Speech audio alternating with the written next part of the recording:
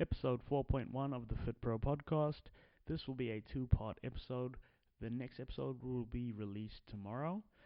The reason being is there is so much valuable content in this interview that I thought I would split it into two, as well as I like to keep the episode length about 25 minutes. So to do that, we needed to split it into two. Now, because you're getting three this week, all the listeners are going to be experiencing some amazing content. Now, what I need the listeners to do, what I need you to do, is head to facebook.com/fitpropod and leave us a like if you haven't already. If you have, thank you. If you've left us a review already, thank you.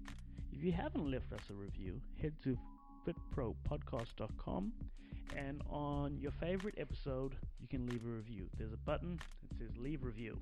Now, this is linked to iTunes, so you'll need an iTunes account, but it would help us so much. With podcasts, especially the podcasts that are published on iTunes, reviews matter. All reviews matter. Might have to start a Twitter campaign called #AllReviewsMatter, because it really helps on the exposure front by putting us in a category called new and noteworthy.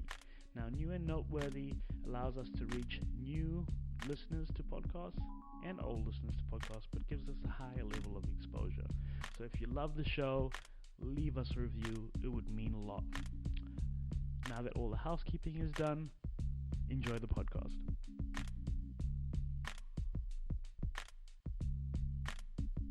No matter what goal you have, there is always something that you can do right now to achieve it. This is actually the philosophy of Henry Ford. Welcome back to the Fit Pro podcast, and today we are interviewing Radu Antoniu. Radu is an amazing individual. He's 21 years old. He's from Romania. He has a YouTube channel under his own name, Radu Antoniu, which has over 35,000 subscribers at the moment, which is amazing. And he's also the creator of ThinkEatLift.com. That's ThinkEatLift.com. So if you want to connect with him, go on there. But Radu, are you ready to rock this interview, man? I'm ready, Marvin. Thanks for having me here. Awesome. Dude, if you could, just share your story with the listeners today, and just let them know who you are, what do you do, and where you come from, more or less. Okay, sure. Actually, for the listeners, we were just talking before we hit record, and I was telling Marvin that I was actually never a personal trainer. I never trained people in person. I was actually one of the guys that learned a lot of information from YouTube videos and articles, and also more scientific papers, and just became very interested in fitness, in nutrition and training, and I started sharing this information online as well. But my story is actually pretty different from most fitness professionals, because it didn't start from passion initially. Most guys that have YouTube channels, that are fitness writers, that are bodybuilders, powerlifters, people that are in this space, are those that were into fitness from a very early age. Maybe they lifted weights since they were 13, 14, and they were always into sports. Maybe they had some football background or hockey background, something like that. But this was not the case for me. Actually, the main reason I started writing fitness articles and doing videos was because I was desperately looking for a goal, to have an activity in my life that would consume my time, and I could pour my focus into, because I got into personal development in my last year of high school. I joined the multi-level marketing company. Maybe the listeners are familiar with those. And in those companies, you realize that you can make a living for yourself in a business instead of being an employee. And that opened my eyes, because I was working with a person that was a millionaire, and he taught me many lessons about life, to put it like that. Lessons about money, about relating to other people, about how you need to grow in order to be happy in life, and how you need to always be evolving and to strive for your goals. And I spent about a year with him and his family. His wife was also a very successful lady, and they inspired me to pursue big goals, basically. Unfortunately, I didn't stay with them in that company because I realized that it wasn't exactly suiting my personality and my goals. But that drive to achieve and to have big goals for my own remained. And I needed to do something. I just had to do something, and I didn't know what to do. And at the time, I was lifting weights again. I was studying nutrition. I was, you know that in high school you want to impress girls, and this is of course how I started. Absolutely. This is of course how I started lifting. I was just going to the gym to look better and to have more confidence. And I spent a lot of time spinning my wheels because a lot of the information online was conflicting, was confusing.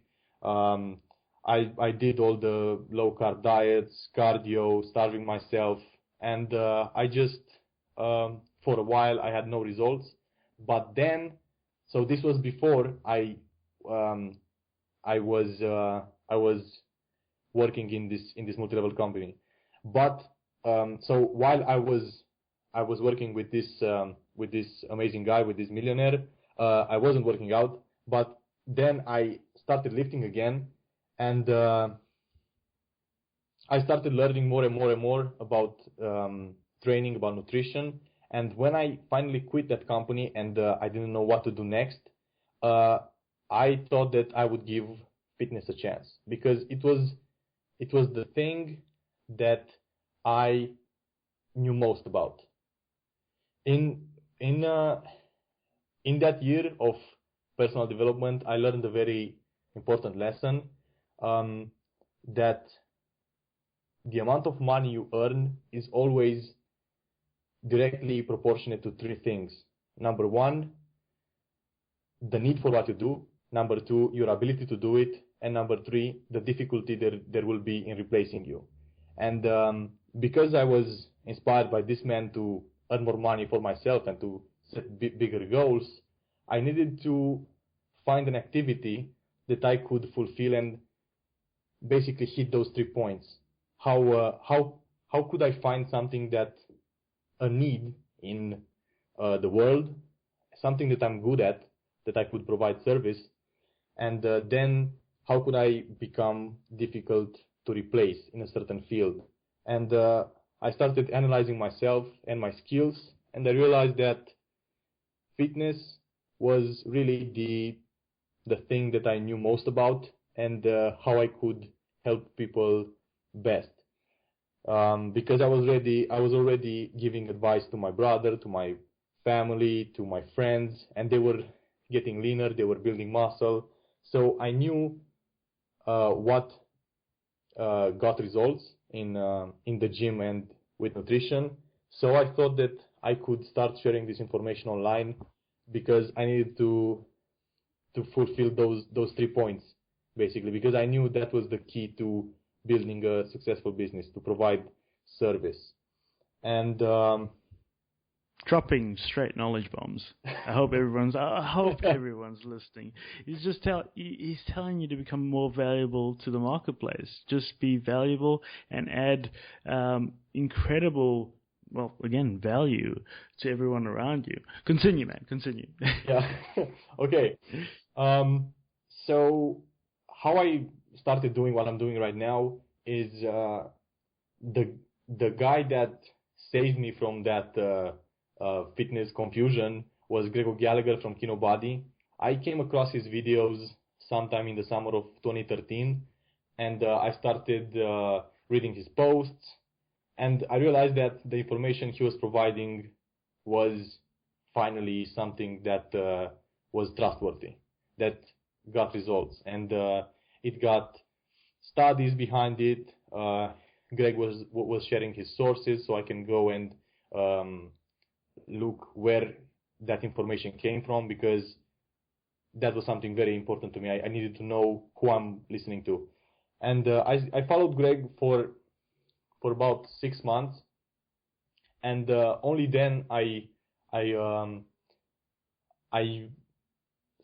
decided to follow in his footsteps. I decided to follow his example and start my own website. And I did it I started a Romanian fitness website initially. ThinkEatLift.com was actually a Romanian website. You can still find Romanian articles in there, actually. And I did that because, again, I needed to be as good as possible in those 3 points that I talked about: the need for what to do, your ability to do it, and the difficulty there will be in replacing you. In Romania, there is literally no fitness information, at least not up-to-date fitness information.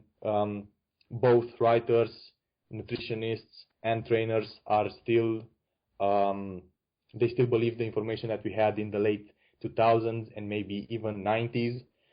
They still think that high meal frequency leads to fat loss. They still believe that, cardio by itself leads to fat loss. Sweat equals fat loss. That high reps get you ripped. Those bro science. Yeah, bro science. A lot of bro science in Romania. And I realized that, hey, I could basically share the Kinobody philosophy in Romanian, in Romania, and get this information out there, so people would know about intermittent fasting. They would know about lifting for strength. They would know about how to build great proportions in their physique. And that was an opportunity that I saw, and I saw that I could basically fill a gap that was in the online content. Yeah. And that's how I realized that I could be difficult to replace, and I actually was for a while, until I decided to switch to English about a year ago. And then you replaced yourself. Yeah, I replaced myself. Yeah. Now that is an amazing story. I mean, it's the classic example of figuring out what you're good at, and then figuring out if the market needs it, and figuring out who else is doing it better. And for Radu, nobody was doing it better than he could in Romania, and he capitalized on the gap in the marketplace. And going back to just when you were following Greg around, right, were you physically following him around, or was that just like following him in terms of watching his content and communicating with him? Well, he lives in Canada, so I was physically following him. Because he's scary ripped, like he is shredded, and I mean, he obviously knows what he's talking about.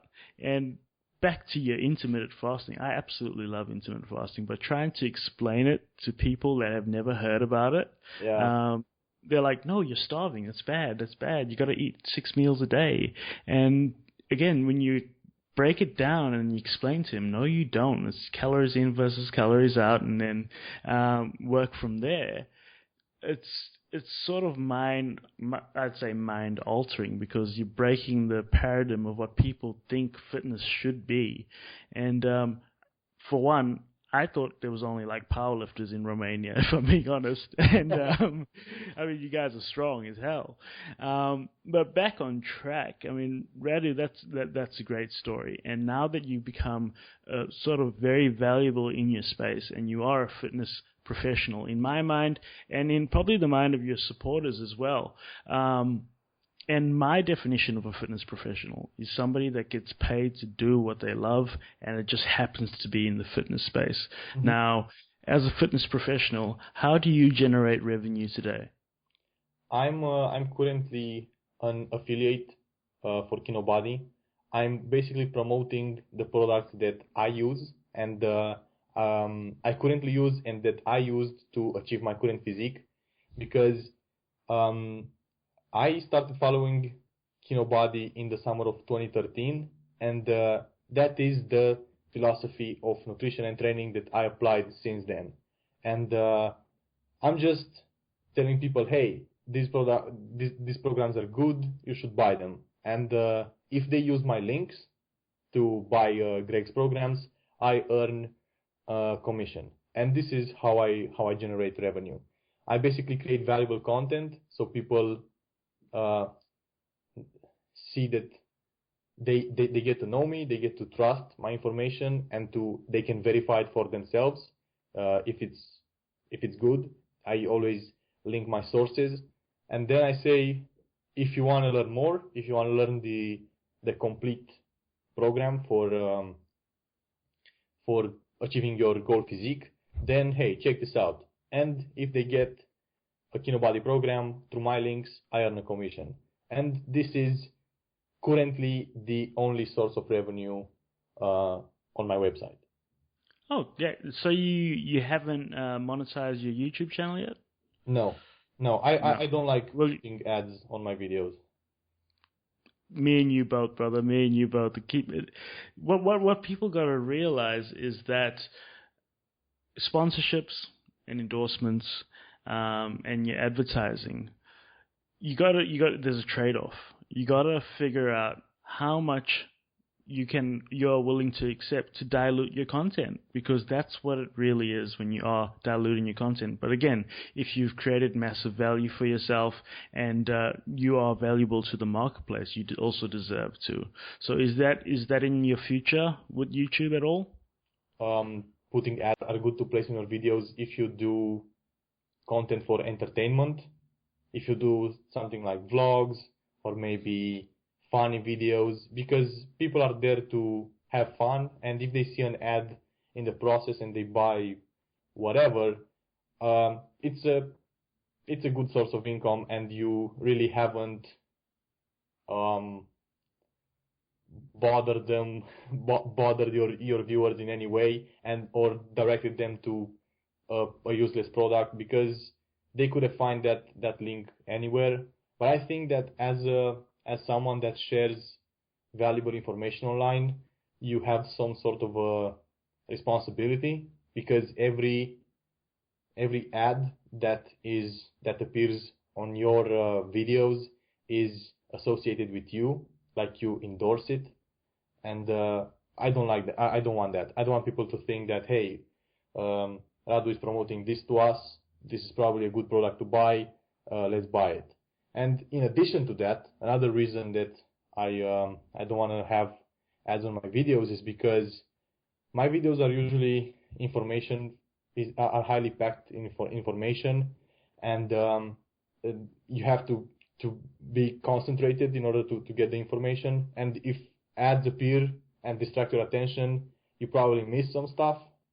And yet another reason is because I'd much rather have people click on the links that I tell them to click, like on my programs or maybe on my website, than click on someone else's product and buy theirs. Yeah. So on your product, on your website, Radu, is there any sort of monetization there in terms of, like, do you sell programs if people want to, like, hire you to do them up a program or be like one of their mentors, or have you thought of that sort of part? I did online coaching for a while I was working in Romania. I used to coach people in both nutrition and training online. I used to make plans for them, but I stopped doing that because it was very time consuming, and I realized that I was not enjoying it because it was very repetitive.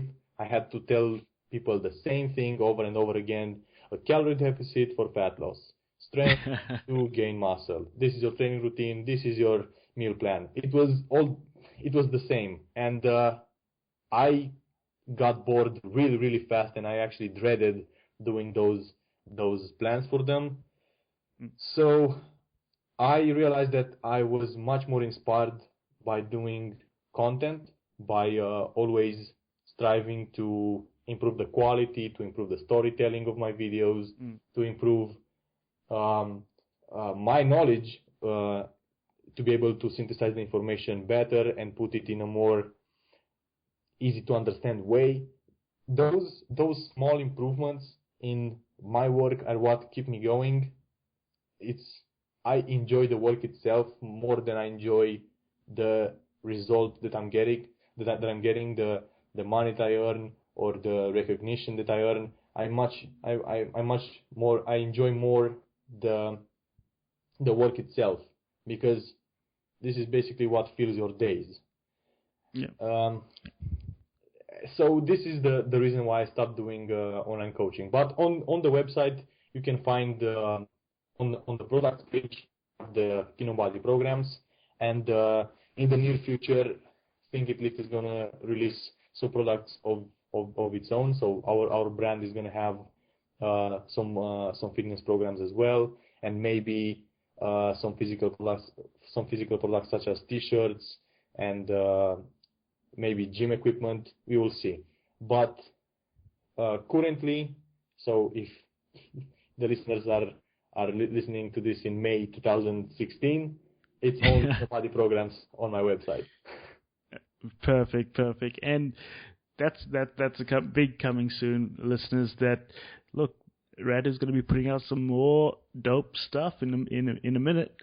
But as a fitness professional, which you are,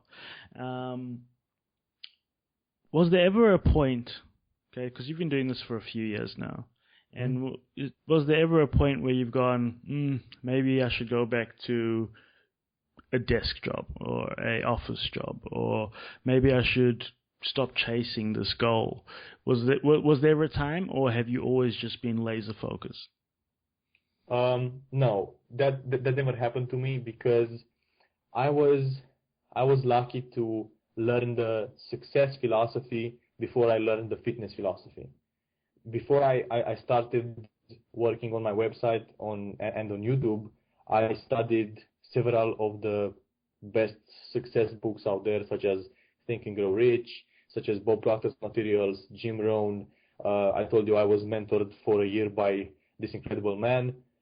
Mm-hmm. So I knew that failure was really not a possibility if you persist long enough, because truly, after 6 months of as hard of work as I'm doing now, I literally had no results. I was getting around 15 people a day on my website, 15 visits. My YouTube channel had about, 90 subscribers or something like that. So it was really bad. After a year, my YouTube channel had 600 subscribers, and my website probably had around 10,000 visits a month, something like that. So you were growing. I was growing, but I knew that it was not going to grow very fast, because for a few reasons. First of all, I wasn't very advanced in my training as well in the first place. So I was not really an icon in the online fitness space, because I was not ripped myself. I just started lifting a year ago. So you can see that I was not an example for followers, basically. I was just providing information that I knew was good, that I was learning from the best sources, but I did not have the physique to prove it. And I knew that, hey, it's going to take a while until I build muscle, until I get shredded and ripped. And then people will probably put more value on my information, even if it's the same as it was when I was, I looked like some random dude. Just an average dude, but now you definitely do not now. I mean, I've seen pictures and I'm jealous. But look, guys, the message there is, this is not an overnight thing. You're not going to be an overnight success if this is the journey you're trying to go on. You're looking at 3 to 5 years minimum of hard work. Yeah, you're working hard. Do you agree? Yeah, absolutely. Yeah, absolutely. Like, because again, what's the saying? It takes 10 years to be an overnight success, and I think people forget that you don't see all the hard work that these guys put in. You don't see all the hard work Radu puts in so that you can have the best possible content, the best quality content. And I've said this in every podcast because everybody brings up the same point. It's all about value and creating great content so that people can find you and people want to work with you, and then also working on yourself. Like Radu said, you need to become what people want to become, if that makes sense. Yeah. And especially my background being a personal trainer, I wouldn't want to train with an unfit personal trainer. Like the reason people came to train with me was because I looked how they wanted to look. Mm-hmm. And it doesn't matter, it doesn't matter what industry you're in, unless you don't have the results yourself, I believe that you don't have the authority to preach it. And that's all we have time for today, unfortunately, listeners. That was episode 4.1. 4.2 will be out tomorrow. Make sure you hit both of them up. Again, make sure you head to fitpropodcast.com and leave us a review. It will redirect you to iTunes. Leave us a 5-star review. It would really, really mean a lot to me. And I'm very sensitive about it. So, peace.